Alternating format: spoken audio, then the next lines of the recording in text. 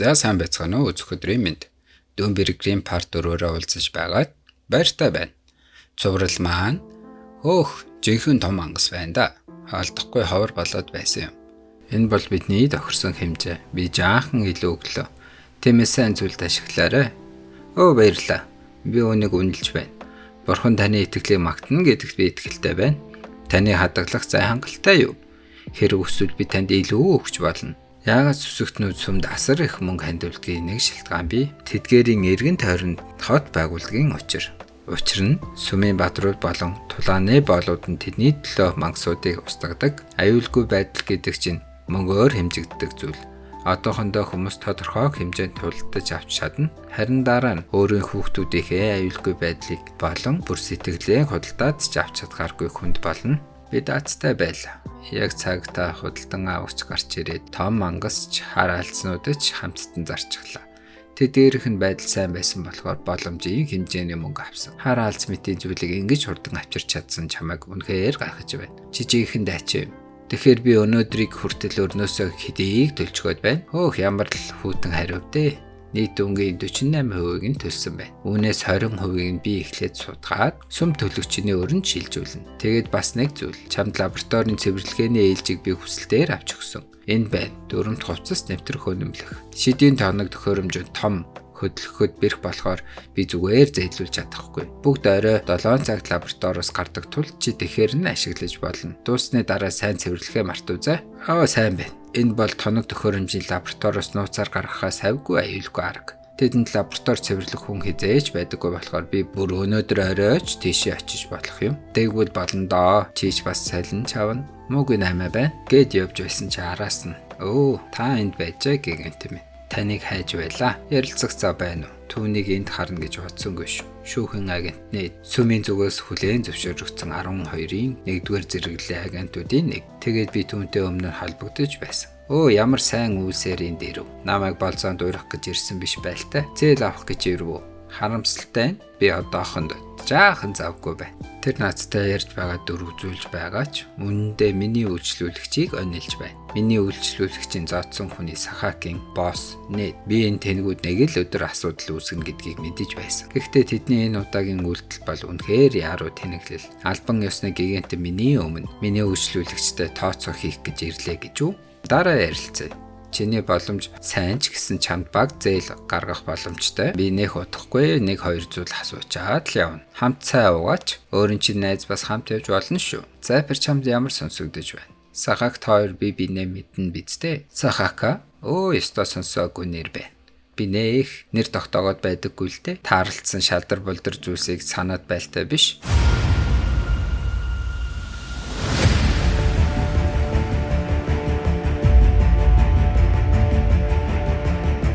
Бурхан минь тэдний маана биеийг минь хүртэл нэвтлэхнэ. Яасан их авраа вэ? Тэр зүгээр нэг тудааны боол биш вэ? Сүмийн хүлэгт баатараас ч хүчтэй юм бэ. Түүнийг ойроос харсан чинь сахааг тавж гарах боломжгүй юм бэ. Тулдахаар ирэх бүч түүний юу чаддгийг хараатхая.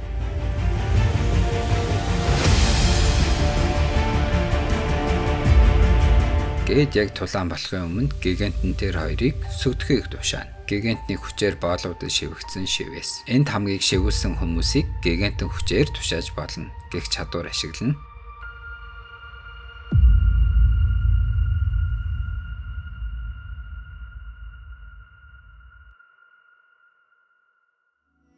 Чи яаж байгаа юм? Тэнийг зүйл хийгээд өгөх чинь дутаа юу? Одоо бас намайг дагаад яв. Чамд хэдэн зүйлд заах ёстой юм байна л да. Харин чи тэр бол минийх. Түүнд хурууга хүрэх юм бол би чамайг зүгээр өнгөрөөхгүй шүү.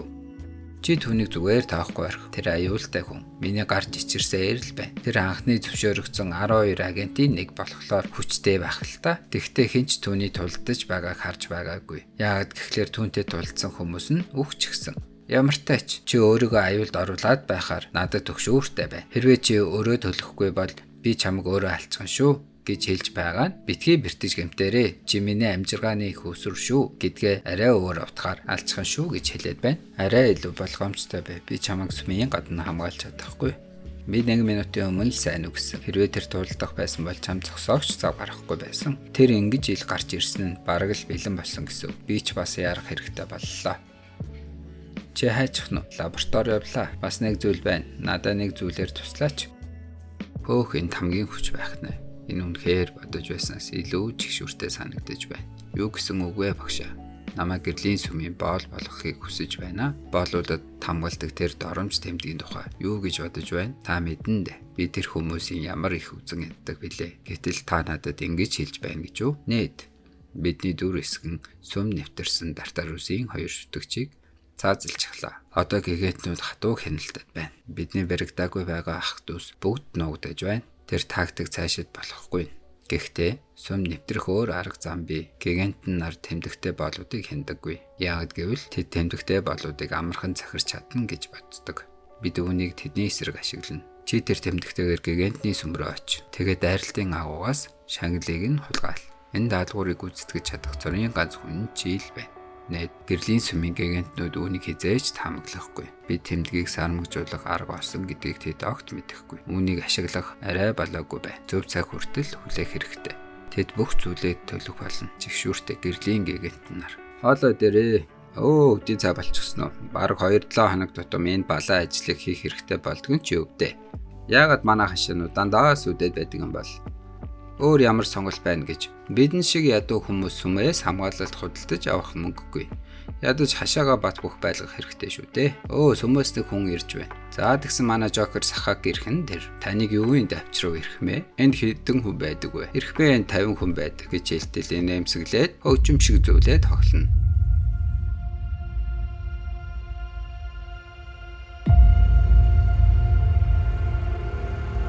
Энэ бол миний шинэ хүч. Тэр навш хизээж намайг тэгж доромжлохгүй дахиж. Би түүнийг хизээж уучлахгүй. Түүнийг 100 дахин илүү шаналгах болно. Гэрлийн сүмийн лаборатори. Төрөл бүрийн шидэт ундаа болон тоног хэрэгсэл судалж бүтээдэг байгууламж. Ногоон өвсний навч. Леда модны хөгцөрсөн холтос, ялзарсан кобальтын шингэнүүд, цогцос мөг болон таарл жаран хөл. Эдгээрийг хатан алсны хортой хамт хольж буцалгавал заган гих хор бүрэн болно. Хэрвээ нийтийн жижиг дагалдагчид намайг дасалбал бүх зүйл нурна. Надад чиний тусламж хэрэгтэй байна. Юу? Гэхдээ би чамд өрөөгөө зүгээр л өгч чадахгүй. Чи хэлсэн шүү дээ. Би чамайг сүнд байхад чинь хамгаална гэж. Одоо бодлоо өөрчилсөн юм уу? Хэрвээ би асуудалд орвол чи мөнгөөч алдна шүү. Тэр үнэн зүйл хэлсэн учраас би түүнд өрөөгөө ашиглуулахыг зөвшөөрсөн. Гэхдээ энэ юу вэ? Аркмод төмөр шиг хатуу. Яагаад энийг хэсэгчилж хуваав? Эдгээр нь зүү юу? Тэдний зүүнний эмчилгээнд ашигладаг. Би зүүнний үзүүр бүрийг мэлил болон зааг нь 101 харьцаагаар шингэлсэн хоронд нь дүүрнэ. Тэгээд эдгээрийг 10 минут байлгана. Хоронуудны хингийн эдгээр нь зүгээр л хүн алхад ямар ч хүчин чармаал шаарддаггүй байцууд гэж хүмүүс бүгд ингэж боддог байсан. Өмнө нь хинч төсөөлж байгаагүй бид бүгд эцэстэй гэхэд хорт бодсонд найдна гэж. Чөтгөрүүд манай ертөнцийг эзэлж бас бурхад биднийг хайсны дараа юу ч болсон битгий сандар. Зүгээр л энийг надад хий. Би чамд дохио өгөх үед. Юу гэсэн үг юм бэ? Чи юу хийх гээд байгаа юм бэ? Өөрийгөө хөгжүүлнэ. Фэдийн 72 үхлийн хорын нууц нь тэдний тунгийн гүнд оршин. Тун нь үл ялэг өөрчлөгдөхөд хор ногт өөр бодис болон хуурч чадна. Харин түүнийг уруулан өөр нэг үхлийн хорын эсрэг уралт оруулбал зөвхөн ийм төдөөгүй хүний хүч чадлыг дээд хязгаараас нь давуулан өргөх шидэт ундаач болж хуурна. Тэ асуудал нь би дэвсвэрлэхийн аргагүй өвдөлт дагуулдаг бэлил. Тааварлашгүй ааштай зааг нэг хослуулан хэрэглэж байгаа явдал юм. Өвдөлт нь докторгүй бас төвчшгүй байдаг. Гэвч өөр зам надад үлдээгүй. Илүү доктортой зүйл бүтээх орцолч үгүй. Чадалч надад алга. Мана флоу, мана урсгал, энерги хянах нэгэн төрөл. Зүүн зүгийн мана техник. Энэ нь манаг биеийн цэсний судас дагуу эргэлдүүлнэ. Ингэснээр дотоод гэмтийг эдгэх эсвэл олон дахин бэлтгэл хийснээр манагийн дээд хэмжээг нэмэгдүүлэхийн тулд урсгалыг удирдах боломжийг олгодог. Би мана урсгалаа ашиглан манаг бүх биеэрээ дамжуул хорыг зогсоох бол хэрвээ энэ нь амжилттай болбол миний чадал шинэ түвшинд хүрнэ. Харин бүтгүйтгэл би бутарч үхнэ. Энэ бол юу ч биш. Энэ жинхэнэ сорилт биш. Би үүнийг өвдөлт гэхгүй. Түүнтэй харьцуулбал өөрөөр хэлбэл тэр үед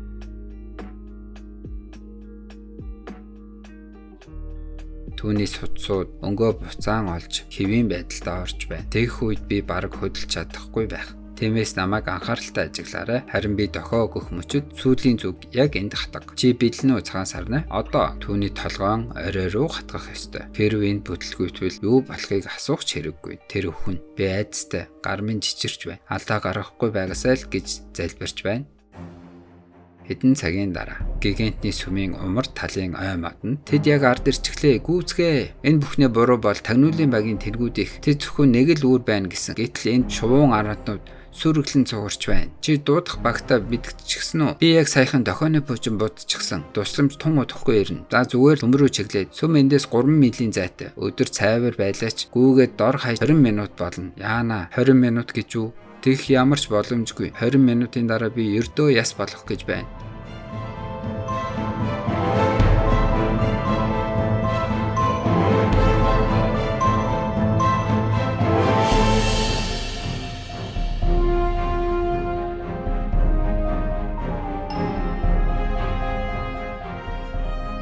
Агуугаас 12 мангас гараад ирсэн байд. Өөрөөр хэлбэл би 12 шувууны мангасын хүзүүг хуг мушгах хэрэгтэй гэсэн үг. Тэр лав сүмээс ирсэн тусламж байх. Яасан ч хурдан хүрээд ирэвдээ. Гэхдээ төр хүлээ.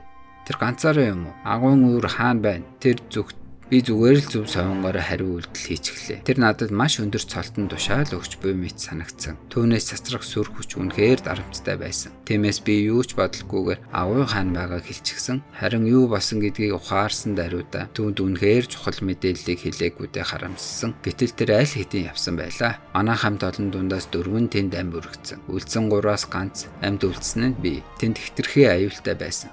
Би түүнийг ядаж зогсоохыг орлох ёстой байж бид үлдсэн нэмэлт хүчийг хүлээх ёстой байсан юм. Ядч ил түүнийг ганцаараа тийш явахаас нь болиулах хэрэгтэй байсан. Одоо би яах ёстой вэ?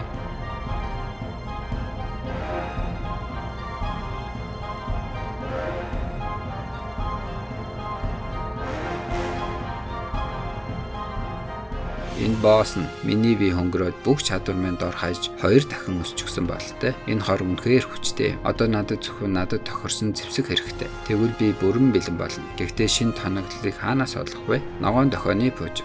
Энэ нь яаралтай нөхцөл байдал шийдэгдсэн гэсэн үг.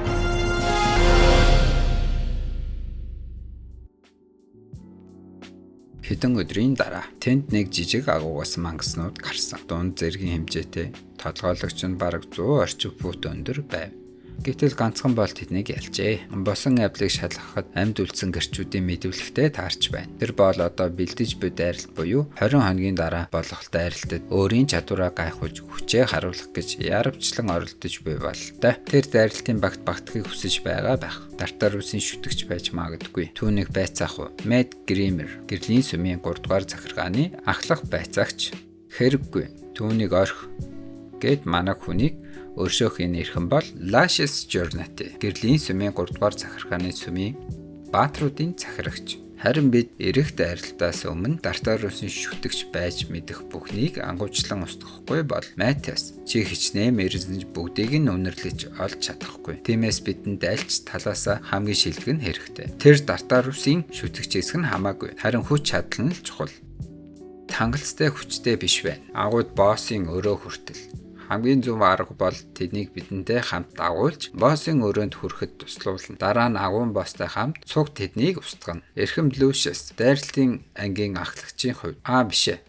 20 гаруй жилийн нөхөрлсөн найзын хувьд тань дахин хэлж байна. Би тэр төлөвлөгөөг эсэргүүцээр ирсэн. Үүнийг та марчихсан гэж үү?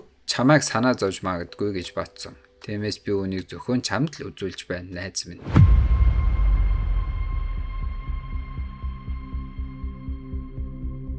Майклын гэлэлцэн жад болон далавчид бамбай. Би эдгээрийг авахын тулд бүх хөрөнгийнхөө 3/1-ийг зарцуулсан. Ийм домогт зүйлийг би зөвхөн номын хуудснаас л харж байсан. Тэр хараагдсан агууг бид 10 жилийн турш давах гэж оролдлоо. Энэ удаад бид эцэст нь амжилтад хүрнэ. Санаа зовох зүйл хэрэггүй. Энэ дайралтанд би дийлдэшгүй байна.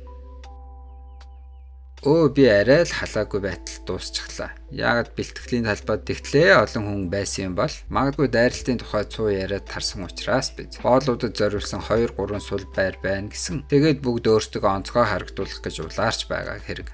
Тэр чинь тэгээ бидэнд ямар хамаатай гэж.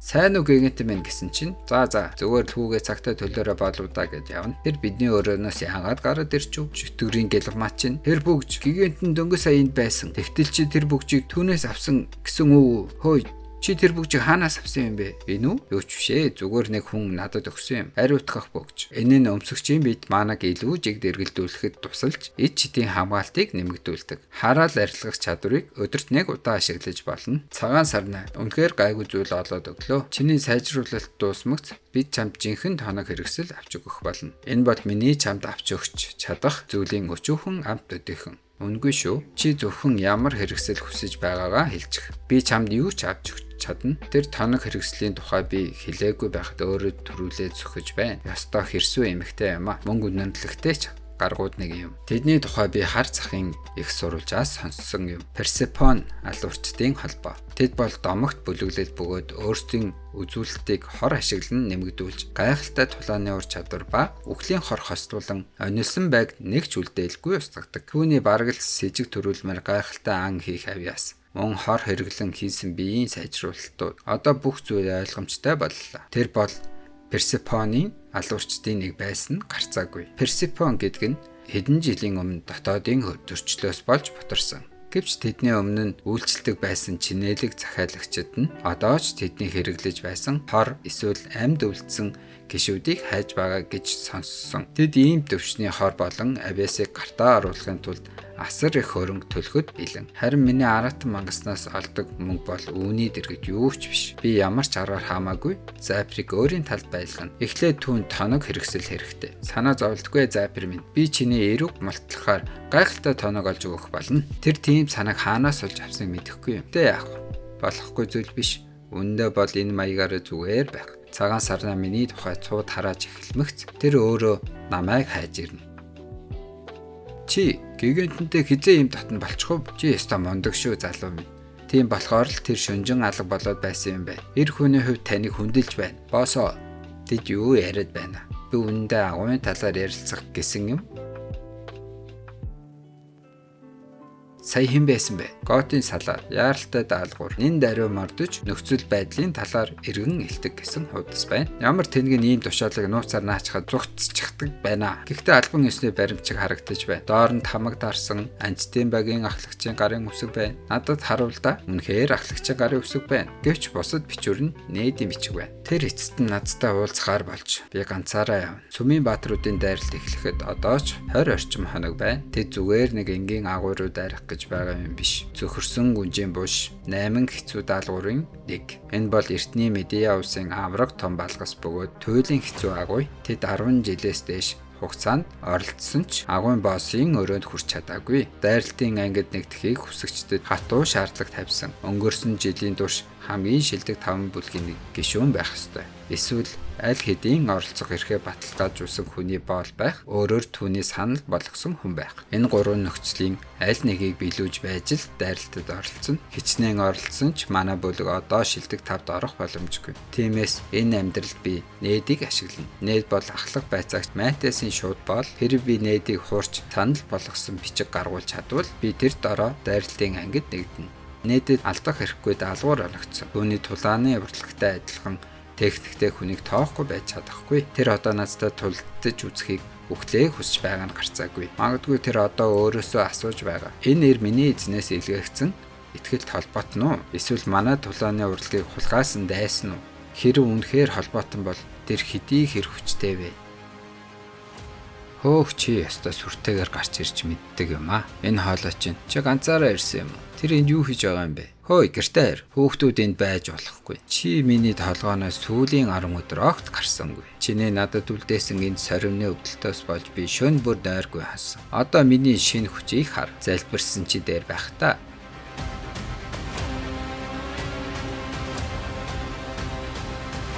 Хөөрхи Жокер сахак маань юу ч болсонгүй. Запр маань өрөвдмөр юм гэж хэлнэ. Нээд бол тооцоотой нэмба хүн. Тэр сахакаар шалгалт авах учиргүй.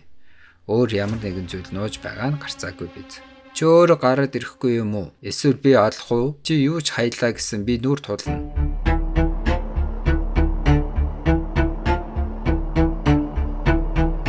Чи юм уу? Гэтэл намайг дутуу үнэллээ. Сахаг хөгжим тоглоод эхэлнэ. Хүлээ. Эн чинь би чамайг аална. Чамайг аажмаар зовлон шаналлаар тасчин хэмлэж хайна. Дайр шогоод.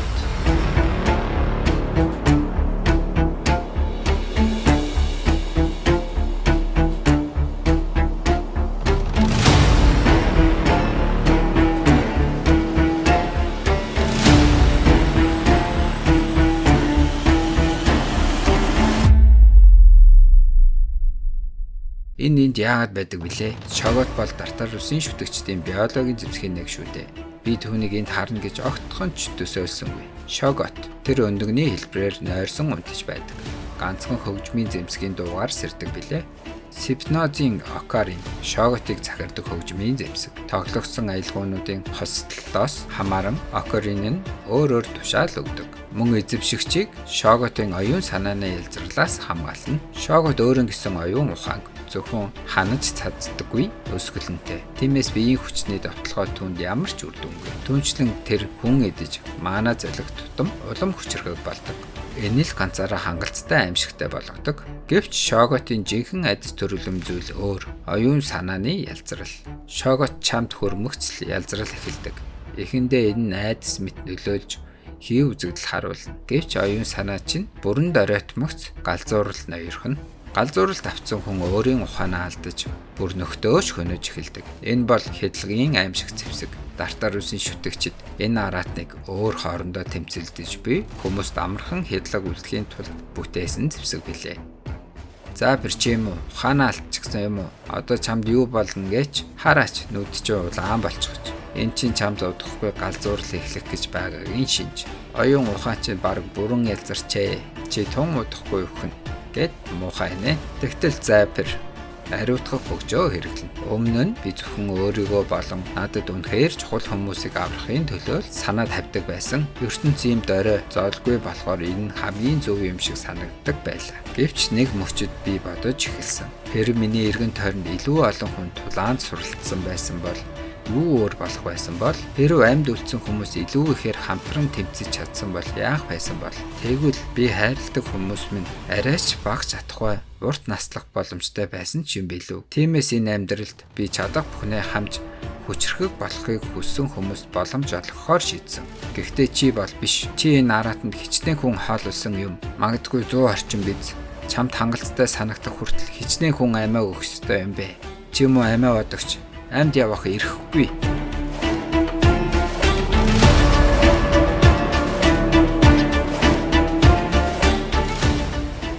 Зүүн зүгийнхэн энэ техникийг луугийн архиан хэмээн айдас төрүүлэн нэрлэдэг. Энэ бол луугийн хаан тулааны урлагийн нууц техник. Захилгаан алга юм.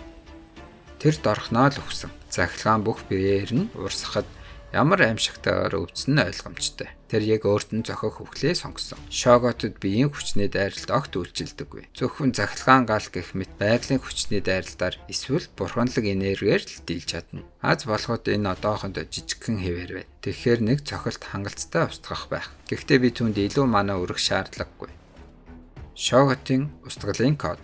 Шоготыг гаргаж ирдэг ая байдаг бол Запер харин арилгах аяыг тоглоно. Хөөх чи энэ дууг мэддэг юм уу? Гайхлаа шүү. Тартар улсын шүтэгчид л энийг мэднэ. Сүмийн ямар ч хүн мэддэггүй нууцтай. Чи их зүйл мэдэх бололтой. Нэд бүтлгүйдэж үл болох даалгавар хүлээсэн. Адил тулааны урлаг хэргэлдэг хүнийг тэр яагаад ч үл таамсарлаж чадахгүй. Хэрэг би нэдийг мэхлээд надад зөвшөөрлийн загтал өгүүлж чадвал шууд л дайралтын багт нэгтэн. Тэр одоо намайг сорих гэж яарч байгаа. Би энэ мөчийг удаан хүлээлээ. Сорилтыг даваад Тартар улсын шүтэгч гэж итгүүлнэ. Тэгж байж л би ирээдүг өөрчлөх болно. Эцэст нь өнгөрсөн амьдралдаа амлсан амлалтаа биелүүлж чадаагүй тэр өөрөө би төлөх болно. Энэ амьдралдаа би өөр төгсгөл авчрах болно. Тэрнийг хэрэгжүүлэхийн тулд нэдийг мэхлэж түүнд ойртох боломж олно. Юу ч болсон хамаагүй.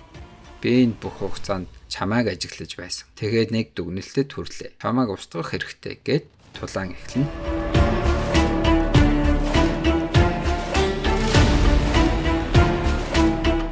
Нэг зүйл буруу байна да. Миний дайрал зөрөөд байна. Хөөх чи довтлогооноос бултаад дээрээс нь дайрна гинэ. Би яг төсөөлсөнгүй. Миний эзэн болон энэ газрын цөөн хэдэн хүн л миний элднээс бултаж чадна. Тэр ямар нэгэн зал хэрэгэлсэн байх. Хөөе. Зэвсэггүй үнтэй элдэр тултна гэдэг шудраг биш байна шүү. Тэгэхэд нээд сэлмээ шууд хайна.